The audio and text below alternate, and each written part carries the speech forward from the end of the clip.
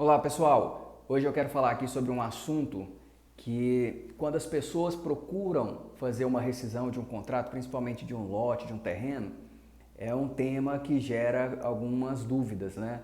É uma despesa que às vezes as pessoas não se atentam tanto na hora de comprar um imóvel, como também na hora de fazer a rescisão, que pode trazer um prejuízo muito grande, um valor a ser descontado da rescisão considerável.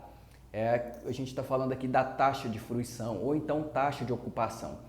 Essa taxa é um percentual que algumas empresas às vezes colocam de 1%, de 0,5%, e ele incide sobre o valor às vezes do contrato, o valor das parcelas pagas ou o valor do próprio imóvel.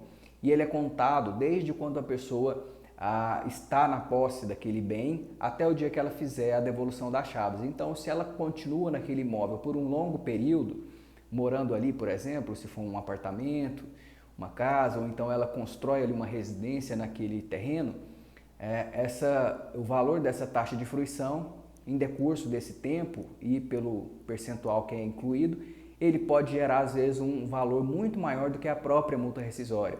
Às vezes a pessoa vai ficar sem direito a nenhum centavo de restituição por causa dessa despesa, ou às vezes até com saldo devedor, mesmo entregando o bem para a empresa.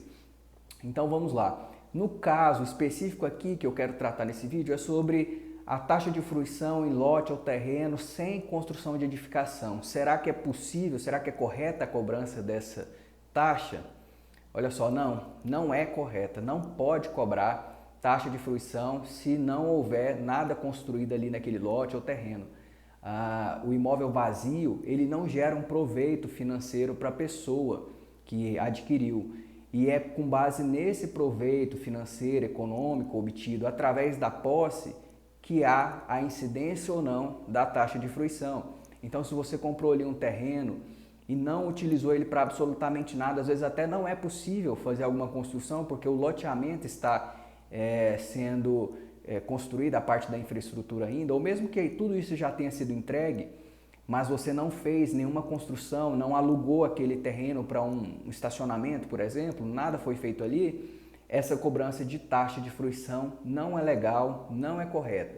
Então, se você for fazer a rescisão do seu contrato, preste atenção nessa questão. Se não houver a construção, não pode haver essa taxa de fruição, tá? E é importante que antes de você assinar um termo ali de rescisão, você consulte um advogado da sua confiança e que seja especialista nesse assunto, porque se você dispõe ali do seu direito de não pagar essa taxa e acaba permitindo o desconto dela, questionar isso na justiça às vezes fica muito difícil.